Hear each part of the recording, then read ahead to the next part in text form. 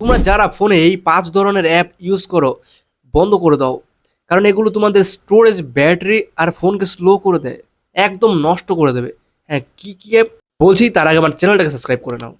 প্রথমত, তোমরা র‍্যাম বা ফোন বুস্টার অ্যাপ ডাউনলোড দিয়ে রাখো। আরে ভাই, এগুলো র‍্যাম বাড়ায় না। র‍্যাম কি করে বাড়াতে পারে ভাই? এগুলো বুস্ট করার বদলে এগুলো পজ করে দেয়। তোমাদের একদম র‍্যামটাকে খারাপ করে দেয়, অকেজো করে দেয়।